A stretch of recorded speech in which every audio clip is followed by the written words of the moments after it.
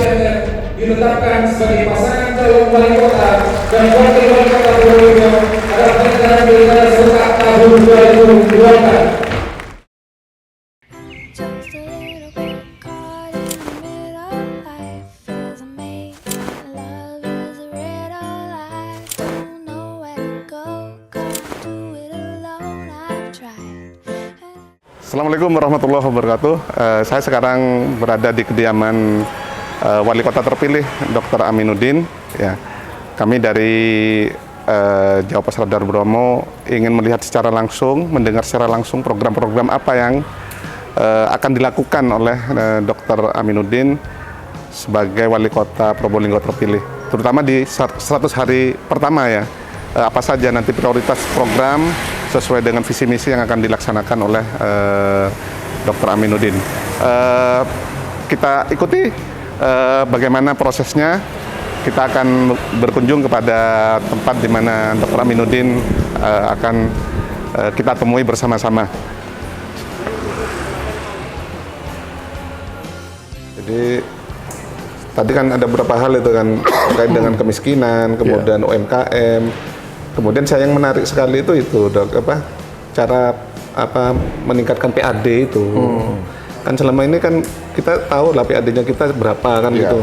Apalagi dibandingkan dengan tetangga sebelah gitu. Artinya kalau daerah lain itu bisa, kenapa kita tidak kan seperti itu Dok. Nah, misalnya kayak tadi semi pro itu nanti hotel kena, kemudian transportasi kena, tapi kan acara kan harus menarik orang luar datang ke sini. Jadi kemarin kita masalah semi pro itu pertama saya pastikan nanti ke depan bahwa yang jualan itu orang Probolinggo, betul. Karena manajemen yang saya maksud dalam proses pembangunan ke depan itu saya sosialisasikan dan saya jelaskan itu adalah manajemen fiskal. Manajemen fiskal itu APBD kota ini jangan sampai keluar. Uang dari luar banyaknya masuk. Betul. Nah, kan begitu. Betul. Nah, semi pro kita bagaimana untuk bisa menarik? Pertama, temanya belum ada. Ini kita cari nanti. Tema apa? Temanya musik. Jangan lagi misalnya temanya fashion kan sudah diambil sama ini. Sudah. Sama Jember. Tematik gitu tapi. Tematiknya harus jelas. Apa misalnya musik tradisional. Kita undang seluruh pemusik tradisional di Indonesia ini gitu. Betul. Nah, ini masih kita cari temanya. Yang kedua, harus ada sesuatu yang melibatkan semua masyarakat. Nah, saya bilang, bisa nggak Bu Fitri, DKOPP, dibuat big sale. Big sale. Nah, big sale.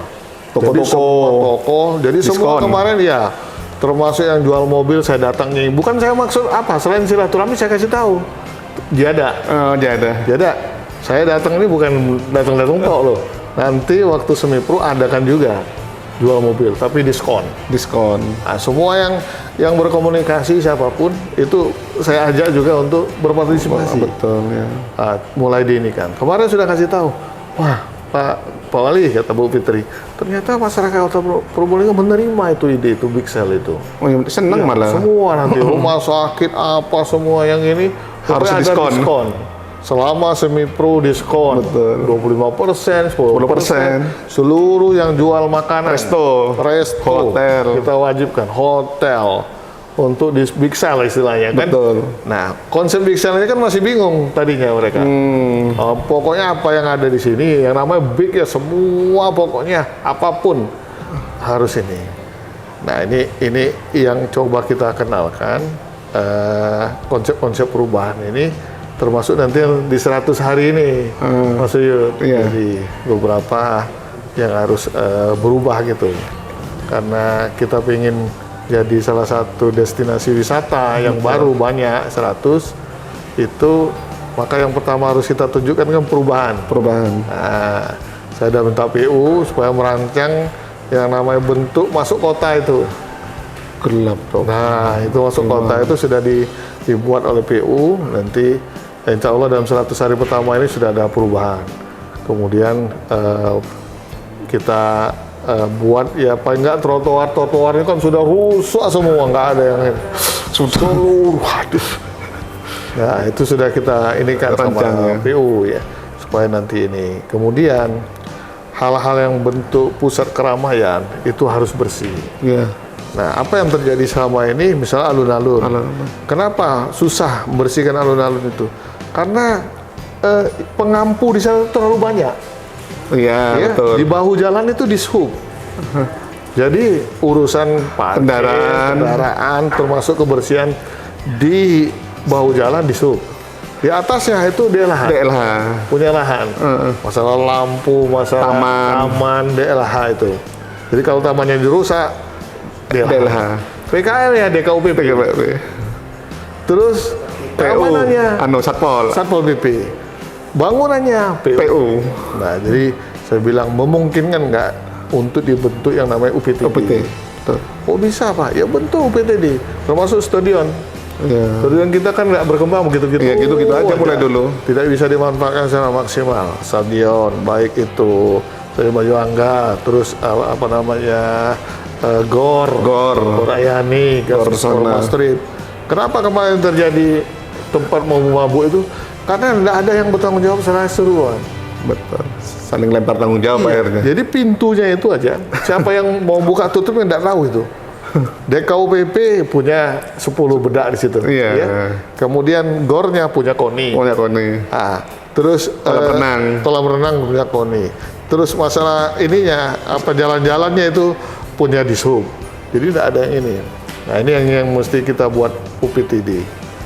Nah, sehingga memang efektivitas aset itu bisa kita tingkatkan. Betul. Termasuk masalah-masalah yang berhubungan dengan parkir. Parkir mesti elektronik, saya bilang. Ya. Ini akan dicoba minggu depan, kalau nggak minggu berikutnya nanti di pasar Minggu ini. Sudah barcode juga kemarin, minggu kemarin. Sudah bisa ya? Coba. Kris. Iya, dengan QRIS, QRIS, ya. QRIS. Nah, itu ya hasil kemarin kita sosialisasi itu. Nah, ini akan ini lagi nanti di beberapa tempat.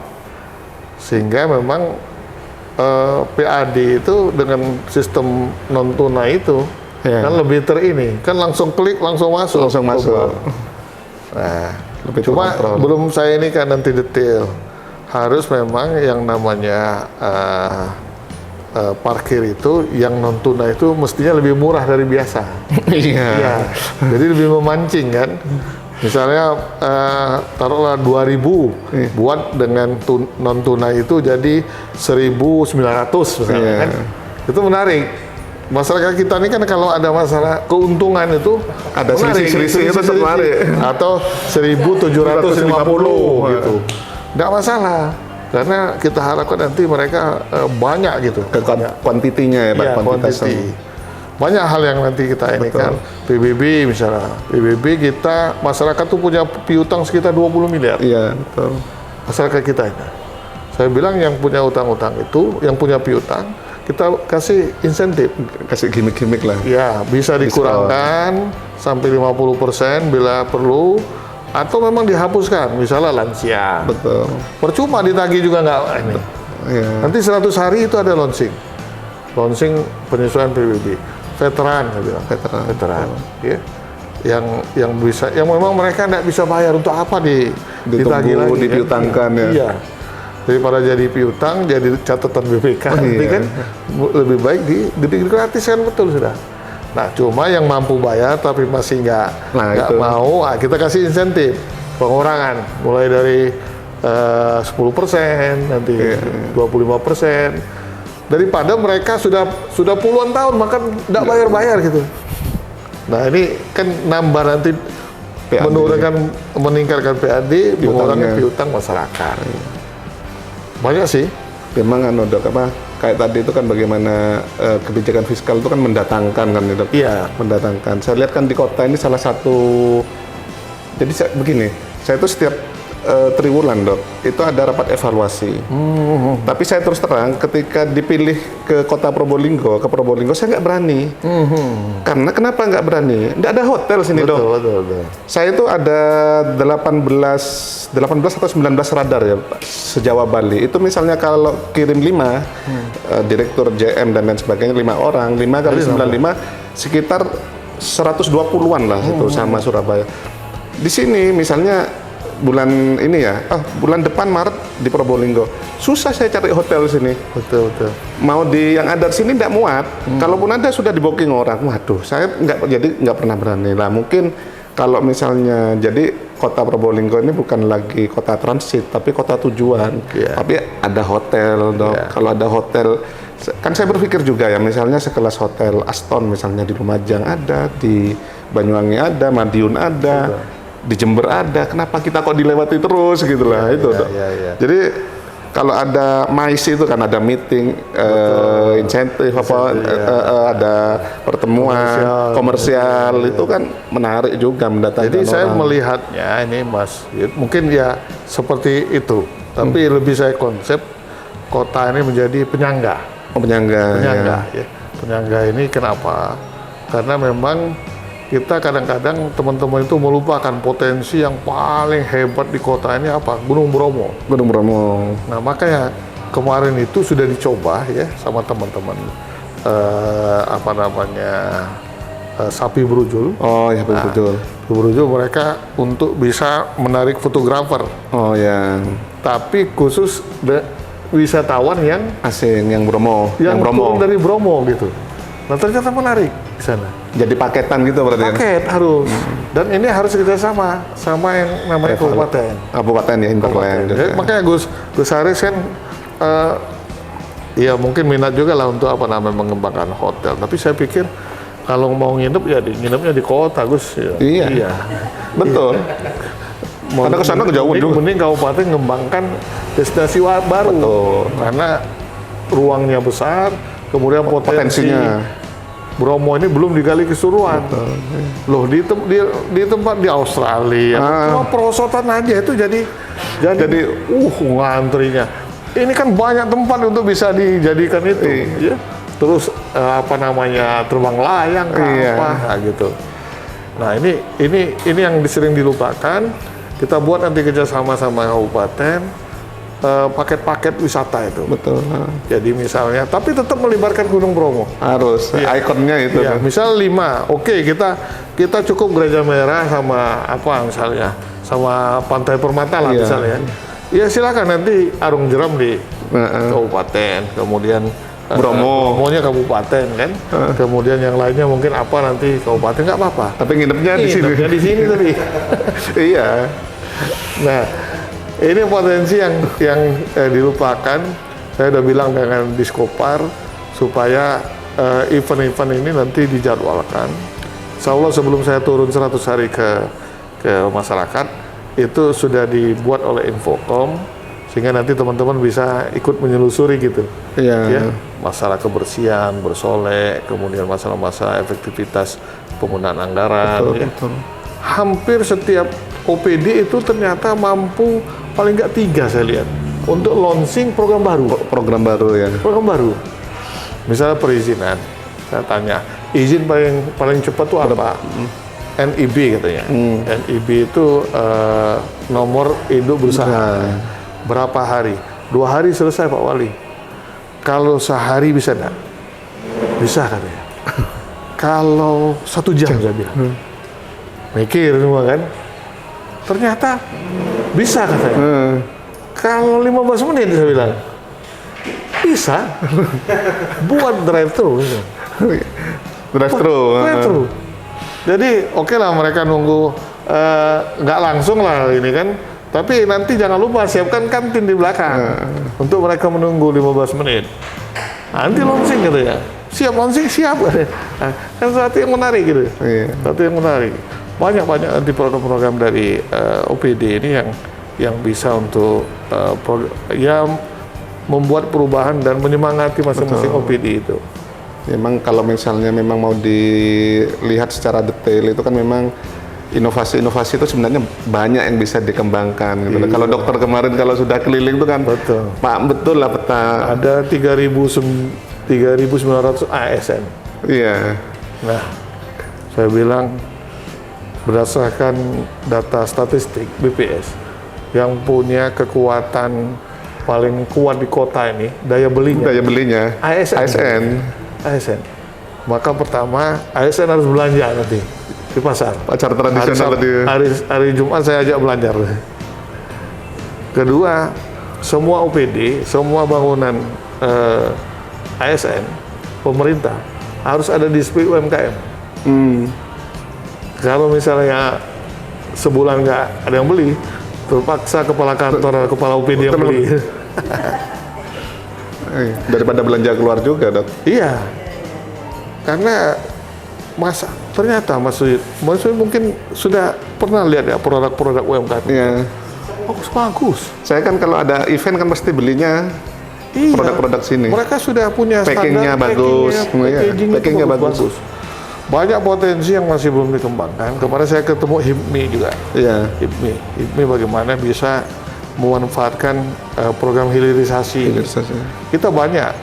Seluruh produk bumi dari Lumajang, dari Lumbang, Leces, dari Tiris itu lewat aja selama ini.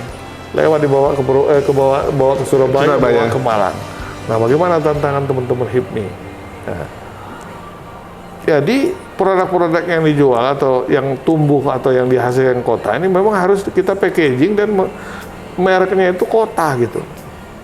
Saya main-main ke Kademangan. Oh, Kademangan. Ya, tempat apa namanya? Jual tape. Oh, yang tape ya. Tape di sana itu sebagian ya 50% tapi buatan orang Kademangan itu sudah. Iya, kalau tape yang dijual-jual itu ya tapenya sini. Tapi apa mereknya? Bondowoso. Bondowoso. Yang bikin orang sini. Orang sini bikin.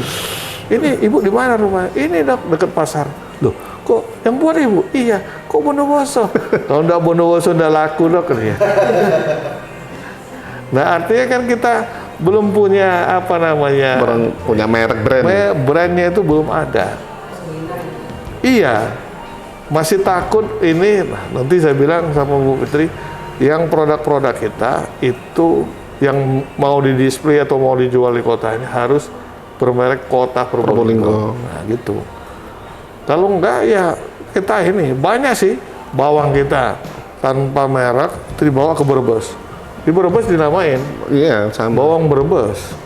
Padahal yang paling bagus ini pedesnya, terus apa namanya komposisi airnya ini kita. Sama dengan mangga juga, Dok. Jadi mangga kota sama mangga desa itu kan beda kan memang. Iya. Jadi kalau mangga kota itu kan lebih manis, kemudian tidak gampang busuk dan lain Iya, yang sebagainya. di ini. Kenapa itu? Karena memang tingkat air tanah kita ini rendah. Kan beda sini, Dok. Anunya itu apa? 2 meter, 3 meter sudah keluar. Makanya beda mangganya yang kota itu. Jadi banyak produk-produk kita ini yang dibawa keluar itu tanpa merek. Di Gedung Galeng itu sentra pembuatan marning yang masuk ke terbesar di Jawa Timur loh. Itu dari situ semua yang marning. Iya. Tapi tidak ada satupun yang dibawa keluar tuh mereknya Kota Probolinggo. Nggak ada. Karungan dibawa ke Lumajang, nanti Lumajang baru merek. Betul. Lumajang gitu. Nah, ini kan banyak potensinya. Saya berapa kali ke sana belum ada pembinaan packaging. di sana. Padahal dengan sentuhan sedikit, alat packaging itu kan cuma berapa? 10 juta gitu. Sudah bisa yang buat itu. Dan kita, anak-anak muda kita yang bergerak di industri kreatif, itu sudah bisa memberikan jasa itu. Nah, makanya kita kasih nanti yang namanya UMKM kita tuh modal kerja 1 juta. Oh, yang tadi yang disampaikan. Tapi bukan uang 1 juta diberikan itu. Itu nanti kita bina dengan digitalisasi. Oh ya. Paketnya yang 1 juta. Sampai memang nanti kita berikan packagingnya itu. Nah, mereka bisa membuat kemasan yang bagus, kemudian dibantu nanti pemasarannya. Banyak sih ini. Ya ini ya, Dok. PR-nya banyak sekali ya, Dok. Belum bicara soal pendidikan ya, Dok, kesehatan. Saya belum ada, saya melihat ya, belum ada landasan yang kokoh dalam proses kita yang saya bilang di visi itu berkelanjutan. Betul. Makanya saya buat yang landasan kita itu yang kita tuju sebenarnya satu dari semua hal itu, pengentasan kemiskinan. Bahwa penggerak ekonomi kita ini memang masih miskin-miskin. Iya. UMKM itu 80%. Nah, dengan menggerakkan UMKM yang 20.000, sementara angka kemiskinan 16.000. 16.000. Kalau itu ikut semua di sana, kan selesai. Selesai.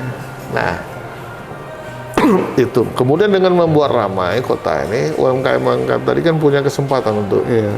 untuk dibeli gitu.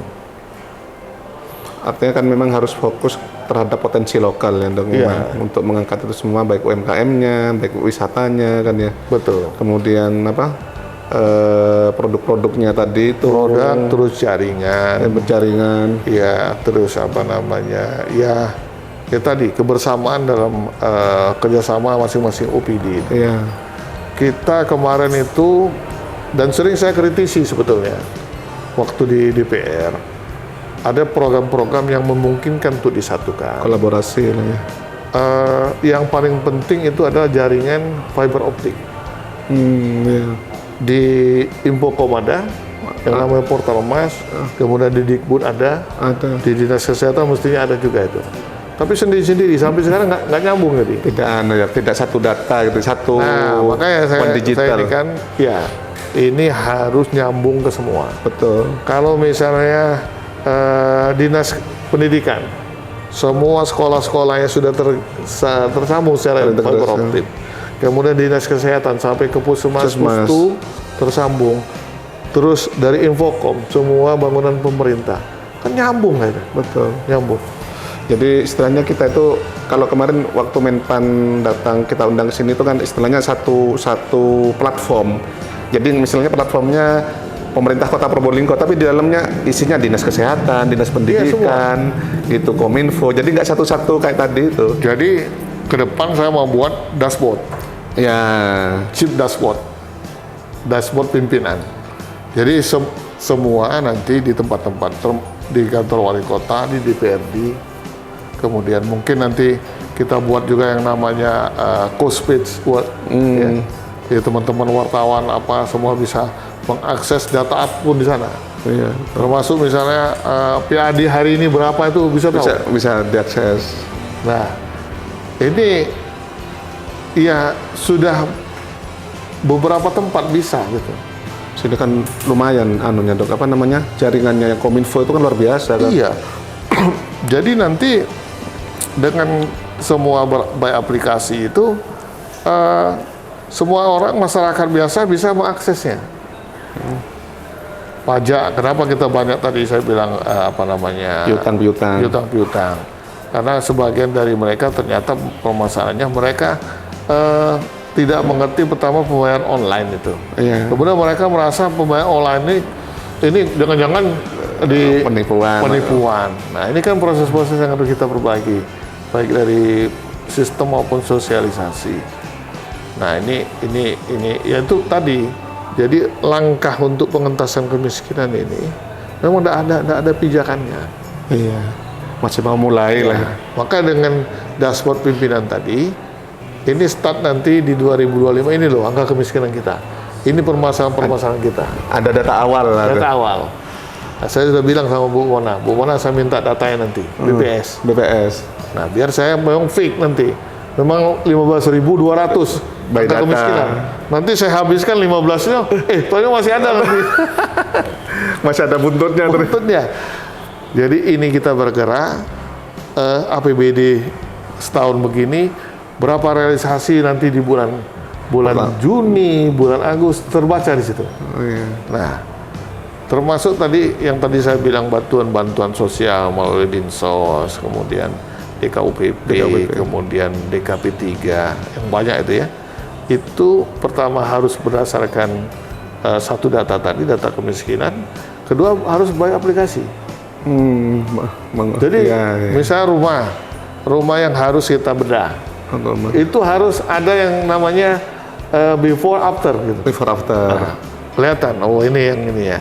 Dan memang itu layak. Untuk dibedah gitu. Iya.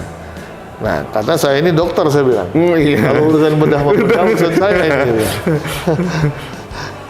Nah, ini sebenarnya ya potensi ASN kita bukan main ya. 3.900 orang itu kan sudah profesional mereka di bidangnya. Cuma mungkin ya tinggal kolaborasi yang selama ini yang perlu ditingkatkan. Terkait ini dok apa? Kita kan di media ini kan dok, keterbukaan informasi lah. Ya. Buat teman-teman media gitu ya.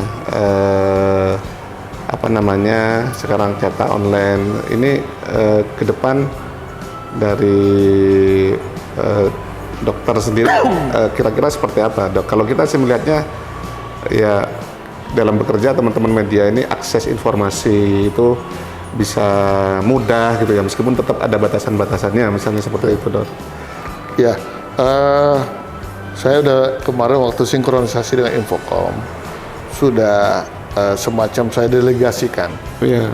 Ya, kalau urusan media nanti tolong Infocom membuat entah itu sistem, entah itu bentuk jaringan, entah bagaimana, sehingga saya tidak mau ada masalah dalam proses itu nanti. Iya.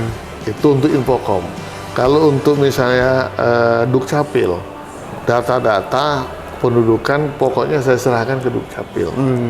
Jangan sampai hari ini orang mati itu tidak tahu berapa orang. Datanya Nggak ada. Dan nggak ada memang. Iya. Nah, arsip saya bilang begitu juga, pengarsipan. Bukan hanya untuk kota loh ini.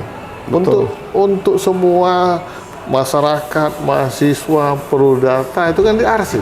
Iya. Nah, bayangkan kalau kita misalnya terlambat 1 minggu saja, Waduh, itu sudah demikian banyak data yang tidak tercover. tidak tercover. Nah, sementara ya sekarang kita tahu sendiri bagaimana ini ya. Sospol misalnya, saya bilang ini mesti menjadi bagian ya politik lah ya. Dinas apa namanya? Pendataan terhadap ormas. Ya, ormas, LSM. kemudian LSM. Ini bagian-bagian yang mereka harus dalami lagi, dan mana-mana yang perlu kita perbaiki itu kita perbaiki. Karena yang namanya dikenal apa namanya yang pentahelik. Pentahelik. Ya, pentahelik itu ya memang harus melibatkan semua. Iya, nggak bisa. Ya, organisasi masyarakat, wartawan, akademisi. Nah, ini yang coba kita kembangkan kemarin dalam bentuk pentahelik itu, sehingga nanti semua komponen masyarakat ini tidak saling curiga, kemudian tidak sulit mengakses apapun, ya. Betul. Sebab saya bilang juga ke mereka, saya ini tidak ada niatan lain selain untuk membangun. Iya, kalau saya mau cari misalnya sekedar penghasilan, saya duduk aja di amanah itu. sudah selesai. Rata-rata saya selama ini operasi 8 sehari saya. Tinggal ngitung aja dah. Nah, kalikan aja saya bilang. 2 mungkin 3 kali lipat gaji wali kota. Nggak ada apa-apanya malah. Iya. Tapi ya mau ngapain saya, masa gitu-gitu toh.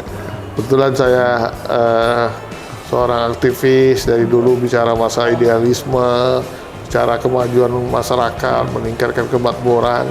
Nah, kalau cuma sekedar slogan pembicaraan, rasanya ada yang kurang. Ada yang kurang. Makanya sekarang saya serius, saya bilang. Ya. Bagian dari pengabdian. Bagian dari pengabdian. Kemudian mari bersama-sama kita tuangkan ide-ide kreatif, kemudian seluruh daya upaya untuk memang membuat kota ini maju. Nah, ini kita ajak semua. Jadi mungkin ya, kemarin ada saya dengar juga selentingan, beberapa UPD kita itu ingin meluang atau ya kurang lagi menarik bagi mereka kerja di kota ini. Jadi mereka ingin jadi semacam Widya Iswara. Oh ya. Saya kasih tahu yang itu. Nah, kalau tidak panjenengan yang bangun kota ini, siapa lagi? Ya, kan tinggal di sini, tinggal di sini. Sementara pengalaman yang 30-40 tahun itu ini. Nah, ya mudah-mudahan nggak jadi. Gitu. Mungkin itu mau pindah itu karena mungkin ada latar belakang lain lah tuh. Tapi mungkin udah terkait 100 hari pertama mungkin nanti fokusnya itu ke apa dulu ini dok? Yang ingin dibangun, kan tadi kan kemiskinan tadi ya yang dasar. Jadi fokus kita nanti kebersihan. Oh, kebersihan. Ya. Kebersihan dan keindahan kota ini. Ya. Jadi mulai dari RT, RW, kemarin saya sudah kumpulkan semua lurah-lurah ya, supaya memang dengan leading sektor di LH itu nanti membuat kota ini menjadi bersih. Makanya salah satu program kita itu kan 1 RW 1 tosa sampah. Oh, 1 tosa sampah itu. Nah itu supaya memang aktivitas alur pembuangan sampah itu pertama bisa kita koordinasikan dan tidak ada lagi sampah yang menumpuk. Yang katanya tempat pembuangan sementara itu kan sebetulnya nggak ada itu. Nggak ada. Itu buatan kita aja.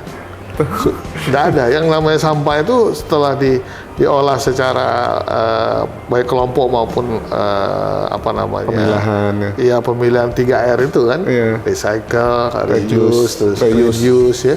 Nah, baru yang tidak bermanfaat betul dibawakan ke tempat pembuangan akhir.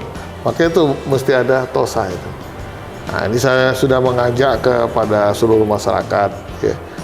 Seluruh komponen, baik itu pengusaha-pengusaha, kemudian ya kelompok-kelompok yang bisa membantu, misalnya perbankan, ya investor lah, yang ada di sini untuk membantu ini, sehingga nanti walaupun di program 2025 ini kan belum ada, kalau mereka memang melalui CSR apa itu bisa memberikan sumbangsi kepada masyarakat, nggak usah uangnya, langsung tosanya saya bilang.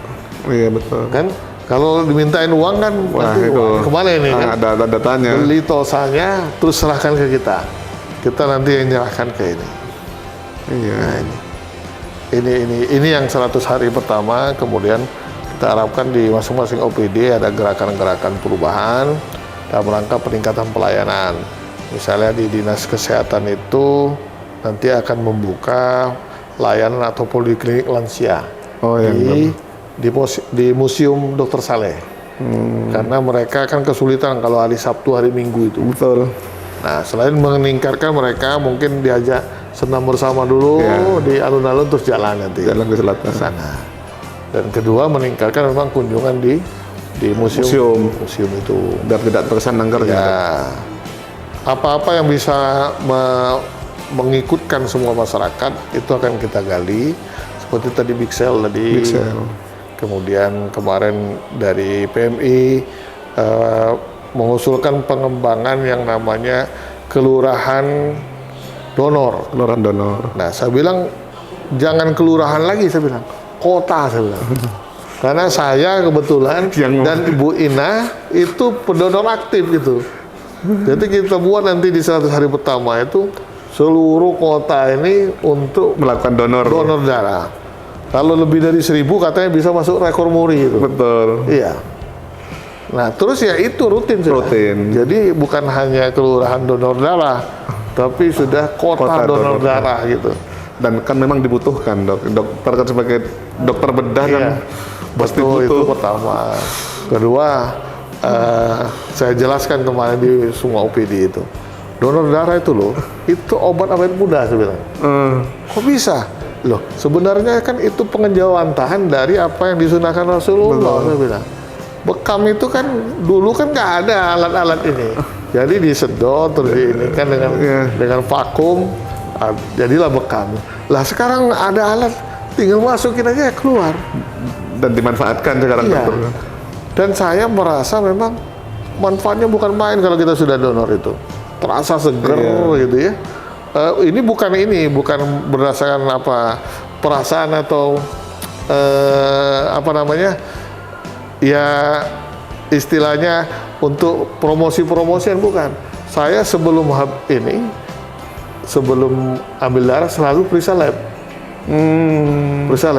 Kemudian nanti 2-3 hari setelah donor darah saya periksa lab lagi. Itu hasilnya signifikan? Signifikan sekali. Misalnya biasanya saya yang paling bermasalah itu kolesterol. Itu 230, 210, begitu 2-3 hari donor 150, normal. Ini barusan kemarin saya cek lagi. Saya kebetulan baru donor darah, langsung. Dan itu berlangsung cukup lama itu, sebulan. Nanti cek itu masih normal. Nah, mendekati 2 bulan itu naik memang. Karena sudah tidak terkontrol ya. Jadi memang secara ilmiah bisa saya jelaskan bahwa itu ini.